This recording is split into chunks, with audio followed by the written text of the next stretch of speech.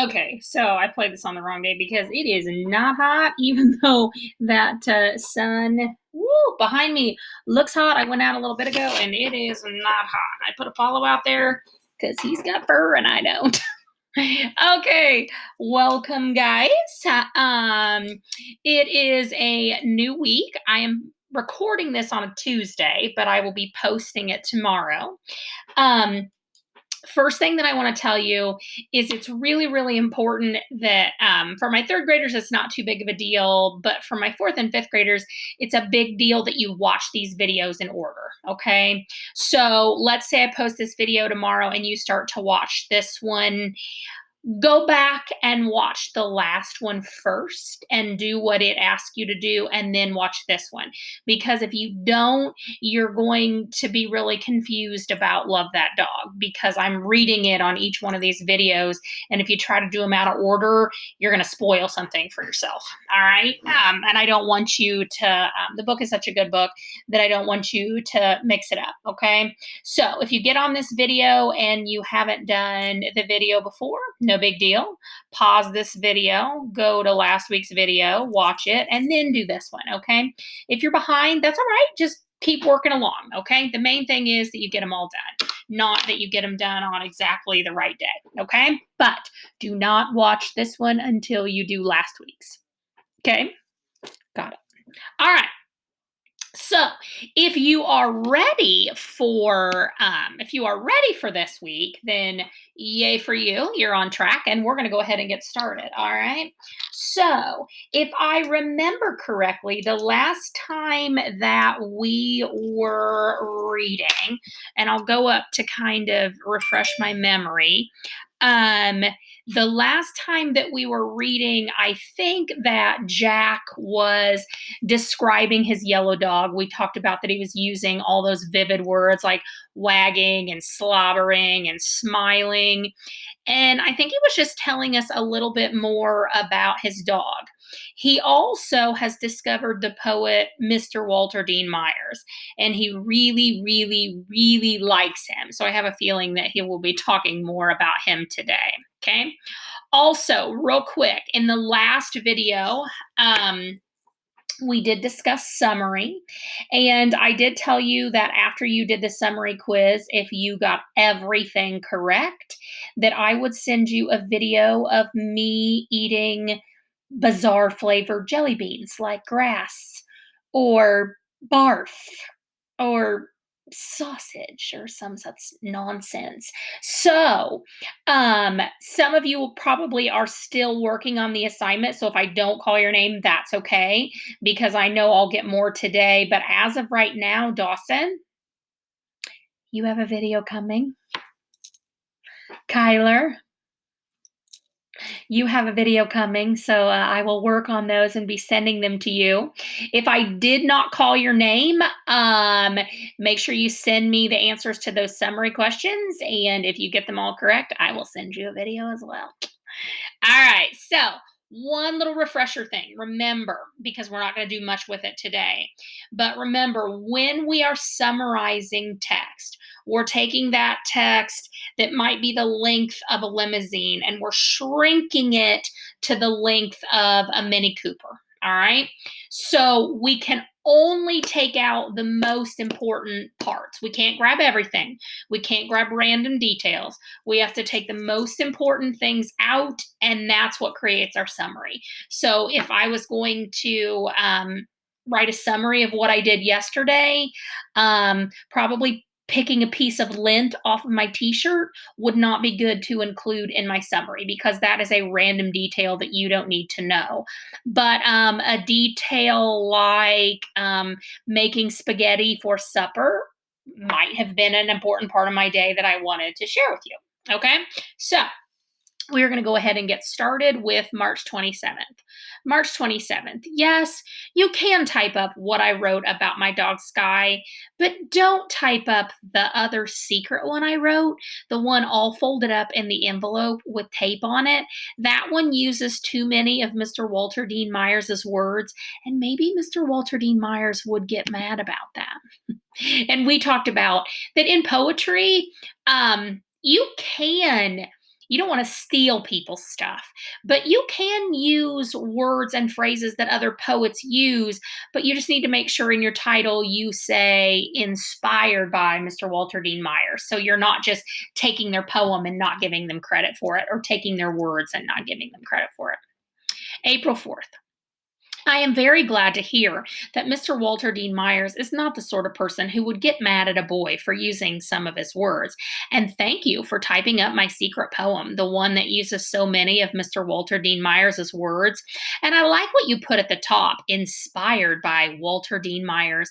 That sounds good to my ears. Now no one will think I just copied because I couldn't think of my own words. They will know I was inspired by Mr. Walter Dean Myers. But don't put it on the board yet, okay? Is Mr. Walter Dean Myers a live person? And if he is, do you think he could ever come to our city, to our school, to our class? And if he did, we should hide my poem with his words, hide it real good, just in case he would get mad about that. Now, if you notice right here, the word would has been tilted on its side just to get you to read it slightly different and get you to notice it. Do you remember what we call when we take words and we slide them on their side? There's a key, like when we go in to use pages, there's a key that does that. If you said italics or you italicize that word, you're correct. When we tilt it on its side, we italicize it. We put it in italics. So Jack is worried that Mr. Walter Dean Myers is going to think that he's plagiarizing, that he's stealing all of his words. April 9th. No, no, no, no, no, no. I can't do it. You should do it. You're a teacher. April 12th. I don't agree that Mr. Walter Dean Myers might like to hear from a boy who likes his poems. I think Mr. Walter Dean Myers would like to hear from a teacher who uses big words and knows how to spell and type. So you could make a little bit of an inference here. What do you infer that Jack's teacher wants Jack to do? Because Jack says, I don't agree that Mr. Walter Dean Myers might like to hear from a boy who likes poems. My inference would be that Jack's teacher wants Jack to write a letter to Mr. Walter Dean Myers. That would be my educated guess. That would be my inference. April 17th. Dear Mr. Walter Dean Myers, haha, I was right. You probably don't want to hear from me because I am only a boy and not a teacher, and I don't use big words. And you probably won't read this, or even if you do read it, you probably are way too busy to answer it, let alone do anything I'm going to ask you. And I want you to know that's okay because our teacher says writers are very, very, very, very busy trying to write their words, and the phone is ringing, and the fax is going, and the bills need paying, and sometimes they get sick. I hope you are not sick, Mr. Walter Dean Myers, or their family gets sick, or their electricity goes off, or their car needs fixing, or they have to go to the grocery store, or do the laundry, or clean up messes. You see how Jack is using that repetition. I don't know how you find the time to write your words if you have to do all that stuff, and maybe you should get a helper. So what I'm asking you is this. If you ever get time to leave your house, and if you ever feel like visiting a school where there might be some kids who like your poems, would you ever maybe think about maybe coming maybe to our school, which is a clean place with mostly nice people in it? And I think our teacher, Miss Stretchberry, would maybe even make brownies for you. That reminds me of Mrs. Poppenhager, because she sometimes makes them for us. I hope I haven't too much stopped you from doing your writing of words and fixing your car and getting groceries and all that stuff just to read this letter, which is probably taking you maybe 15 minutes. And in that time, you could have maybe written a whole new poem or at least the start of one. And so I am sorry for taking up your time. And I understand if you can't come to our clean school and read some of your poems to us and let us see your face, which I bet is a friendly face. My name is Jack. Bye, Mr. Walter Dean Myers. I always think this poem is really funny because I feel like that when Jack writes it, he's very nervous. And so he rambles and rambles and rambles.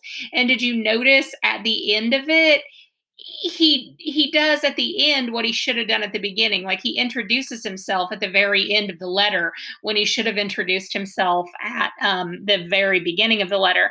And then also down here at the bottom where he says, bye, Mr. Walter Dean Myers, you can't tell if he means like, bye, Mr. Walter Dean Myers, like, see you later, or if he's trying to end it like, the letter was by Jack, but he gets confused. So I just always think it's funny that it's like he's super nervous and then he gets confused when he writes this letter. Okay, let's see. Did I want to? Yeah, I wanted to read you just a little bit more. We're going to read all the way to May 7th. April 20th. Did you mail it? Did he answer yet? April 24th. Months? It might take months for Mr. Walter Dean Meyer to answer my letter. If he answers it, I didn't know until you explained that the letter has to go to Mr. Walter Dean Myers' publishing company, and then someone at the publisher company has to sort all the mail, not just my letter, but hundreds and hundreds of letters to hundreds of authors. All that big mess of mail piled up, and someone sorting all that mail, and then the letter for Mr. Walter Dean Myers go to him, and maybe he's away, maybe he's on vacation, maybe he's sick, maybe he's hiding in a room writing poems, maybe he's babysitting his children or his grandchildren if he's married and stuff. Or maybe he has to go to the dentist or get the car fixed, or maybe someone died. I really, really, really hope someone did not die. So if you ask me, it could take him years to get around to answering that letter. So I guess we better just forget about it, not count on it, get it off our minds, do something else, forget it. Do you think Jack has forgot about the letter? No, he has not. April 26th. Sometimes when you are trying not to think about something, it keeps popping back into your head. You can't help it. You think about it and think about it and think about it until your brain feels like a squashed pea. That's interesting.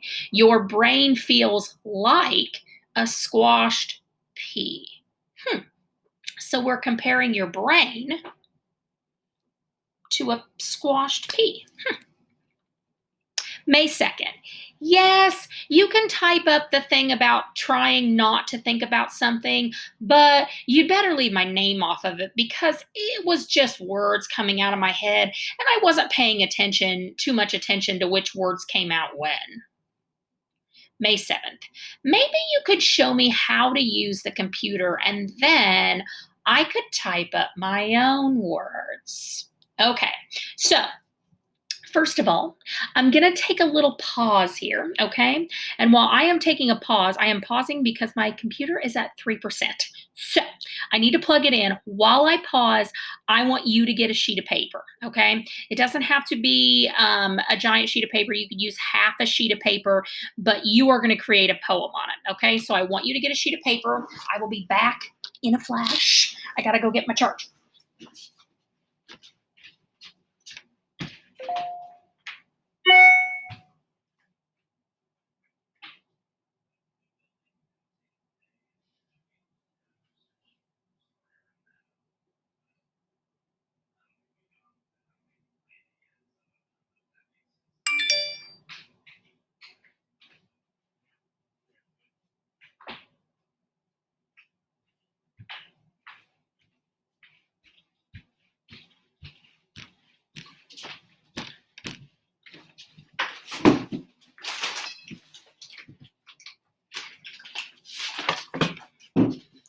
Okay, perfect. I'm back. We're still at 3% and dropping. Gotta plug it in to save the computer's life. Okay.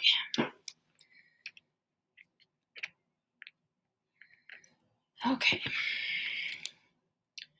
Get it plugged in there? Yes! Okay, we're charging. All right, so now what I want to do really quick is I want to move back up here to something that caught my attention a little bit ago. Okay, this piece, right, let me see if I can use my pen here. Okay, this piece right here where it says your brain feels like a squashed pea. All right, so we've talked about that poetry uses lots of figurative language. Okay, and in the reading room up on the cabinets that there are lots of figurative language posters. Okay, and we talked about that figurative language literally is just language that makes writing more interesting. It makes it more vivid. It makes it funner to read. So poetry uses lots and lots of figurative language. Okay, so there are different types of figurative language, and I think in my room on the posters I have like 7. If you can kind of close your eyes and imagine those posters, and I know that you have looked at them over and over again, so you may be able to see this one in your head. But there is a poster on my wall that has the word, and this is really hard to write with, so my handwriting isn't going to be great. But it has a word that some people, when they initially look at it, they're like, oh, that word kind of looks like smile. You're right, it does look like smile, but it's pronounced simile. Okay, so I want you to say that 3 times. Simile, simile, simile. Okay, and the poster in the reading room also has 2 letters that has a little emblem that looks like this. Okay, the reason why it has that LA emblem is because in order to be a simile has to use 2 words. All right, a simile has to use the word like or the word as. So that's why you see the L and the A, the L for like, the A for as. So then I have people that are like, oh, Mrs. Shank, I found this simile in my book. It says, I like turtles. It uses the word like. It's a simile. No. All right. Just because a sentence uses the word like or as, that does not make it a simile. All right. Here is what I want you to understand about similes. Okay. Similes have to use like or as, but they also have to compare 2 things. All right. So I like turtles. What's it comparing? It's not comparing anything. It doesn't compare the turtles to anything. But in a sentence, let me come up with something else for you. I am slow like a turtle. That sentence is a simile because it's comparing the turtle to me, to how slow I am. Okay, so just to review, similes use like or as, so remember LA, and they have to compare 2 things. So Jack has used the simile, your brain feels like a squashed pea. He's comparing the brain to a pea. I could say that Creedon can run as fast as a cheetah. I'm comparing Creedon to the cheetah. I could say that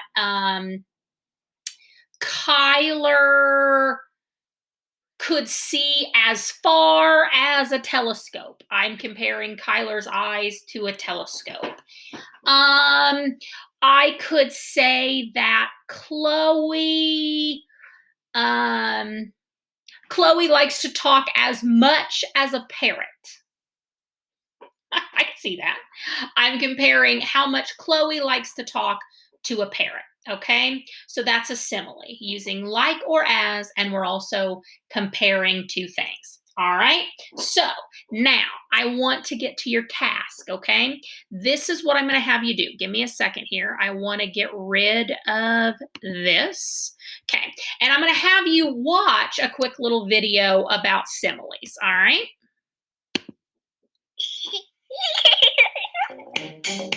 Hi, welcome to my channel. Today I will be teaching you about similes.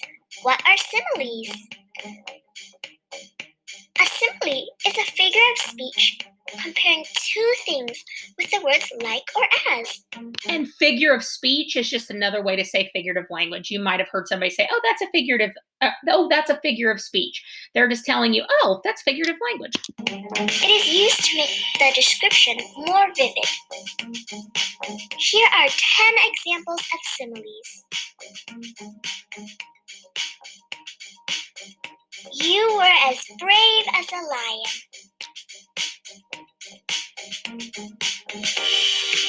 They fought like cats and dogs. So just to pause, remember you're looking for what two things is it comparing?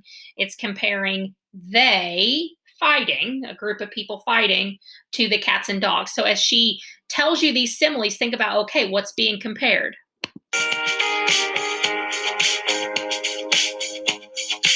She was cool as a cucumber. Your explanation is as clear as mud.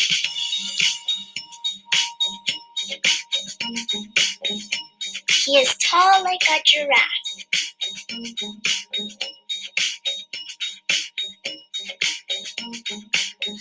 The ice cream was as cold as ice. I feel like that one is not super.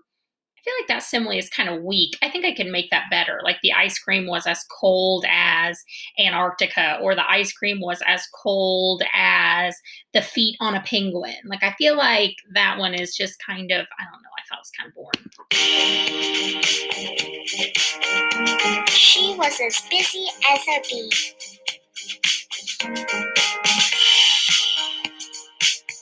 Last night, I slept like a log. I love that one. It's comparing how I slept last night to a log.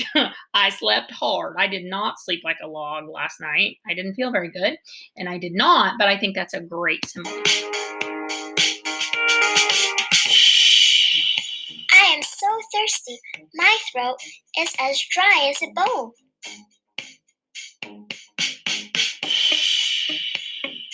That game is as common as dirt. What simile have you used? Comment below and let me know. So in my 5th grade group, Oscar is really good at similes and figurative language. He's always listening to his grandma or his mom, and he's always coming in the reading room being like, hey, Mrs. Shank, I heard another simile last night. I wrote it down for you. So if you start listening to what people are saying, you'll hear people use similes. My mom likes to use them a lot. Okay, so that's our video. Now we're going to get to our task, okay? So here is the task I want you to do for me this week, okay? And when you finish writing this task down, I want you to take a picture of it, and I want you to either send it to me in a message or post it below the video in the remote reading room, okay? So here's what I'm gonna have you do. I'm gonna have you create a simile poem, and literally the picture that I have in front of you now is the template you're going to use, okay? So you are going to use exactly the same words that I do, except right here where there is that line, that is where you are going to fill it in with the words that you choose, all right? So you're writing about yourself. Remember, you're trying to be creative. Okay, so that's where you're going to do your writing. So, I don't really want to do one of these on myself because if I do, it kind of gives away things, but I'll go ahead and read it so you can listen, okay? All about me. My eyes are as blank as the blank. Okay. So you have to figure out, all right, what words could I put in there to make a simile? What do I want to compare my eyes to? My ears can hear like a blank. Okay, what do I want to compare my ears to? What can my ears hear like? Do you know something that hears really well? Or maybe you don't hear very well. Maybe you want to compare your ears to something that doesn't hear very well. My brain is as blank as a blank. What do you want to compare your brain to? My nose can smell like a blank. I know what I would say there because I have a pretty good nose. My heart is as blank as a blank. Okay? So, your job is to create a poem, and in this poem, you are going to use similes to describe yourself. And you will notice that some of the similes are using as to compare, and some of the similes are using like to compare. All right. So, this week, we're going to kind of focus on a part of figurative language that is called the simile, all right?